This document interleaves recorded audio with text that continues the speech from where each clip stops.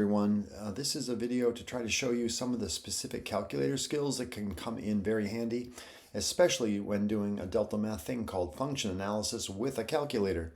Okay, so hopefully this is something that you will prepare in advance, and by that I mean type in the y2 a derivative setup here. I've just hit math and then gone down to 8 and hit enter, and you'll see that you get this with the little boxes. I'm going to fill this in with x's because it's dx, and the function then will be y1. So I go vars over to yvars, hit enter, hit 1, and there's now y1 will be found.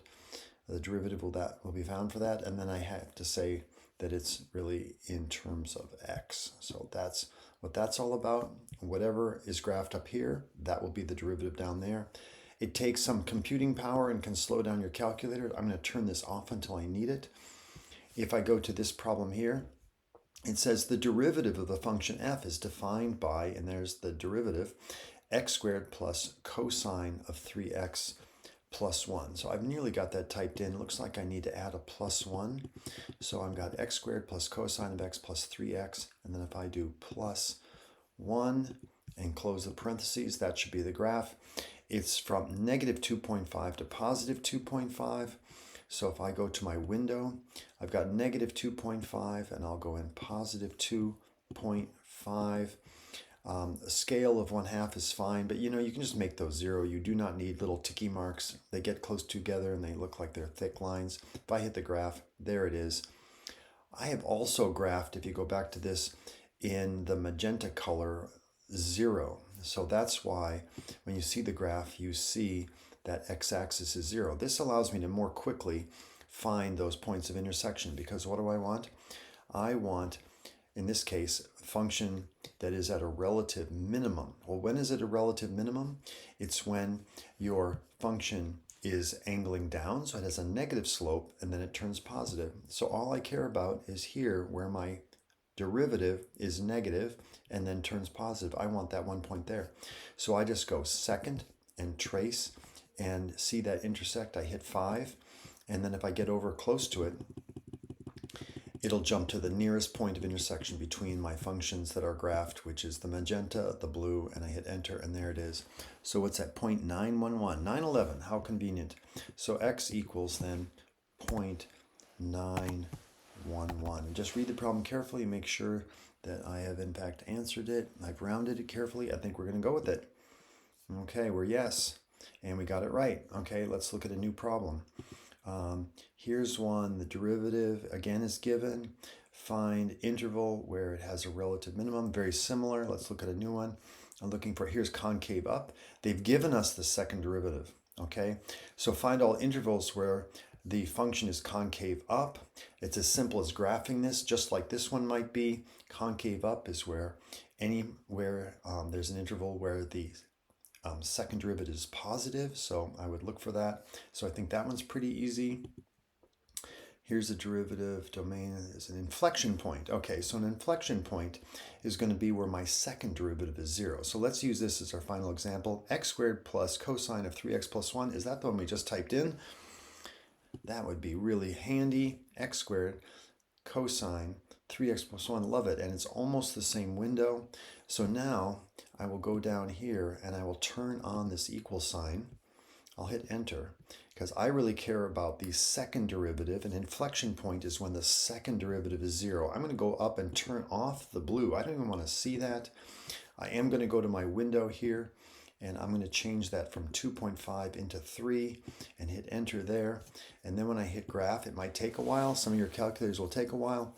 And let's see, find the x values, if any, where the function has an inflection point. Looks to me, because of the sign change from negative to positive, or positive to negative, or negative to positive, that I have 3 inflection points. So I will find those quickly, and I will go second and trace and choose intersection, and then I can just be sloppy here and go enter, enter, enter, see what one it picks.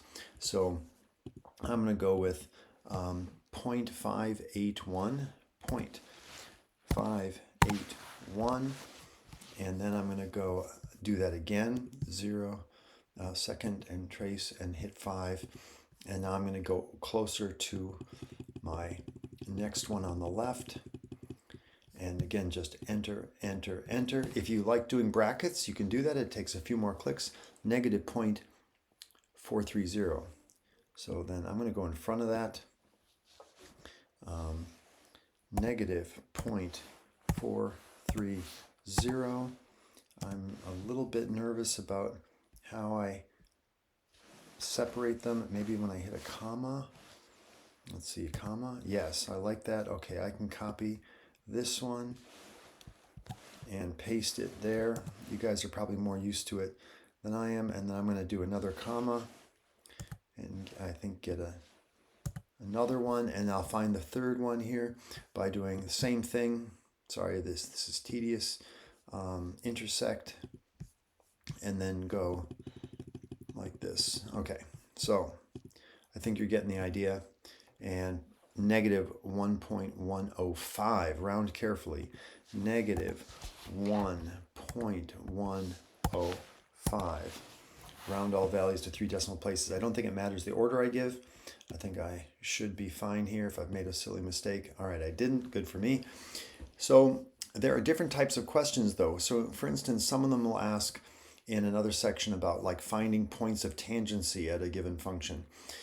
So you can find derivatives quickly, again, by having this format preset up. To find an actual derivative of a certain value, for instance, if we go back to this graph, suppose I wanted to find what the value of a derivative at a certain point is, I could go trace, and then I could type in like 2 and hit enter, and it'll tell me that, oh, the value there at 2 is positive 2.029. And then I could use, if that happened to be like the slope of my tangent line, I could use that, and I'd be like, oh, well, what was the original function's value at 2? I could go back to the function before it, and I could turn that one on, and I could turn off the derivative function that I had found, and I could go back to the graph of this one, and I could again go trace, and I could then hit the number 2.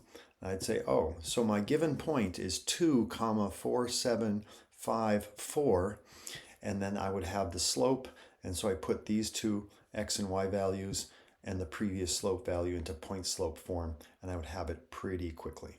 Okay, so there's some key calculator skills. Good luck, everybody. Hope that helps.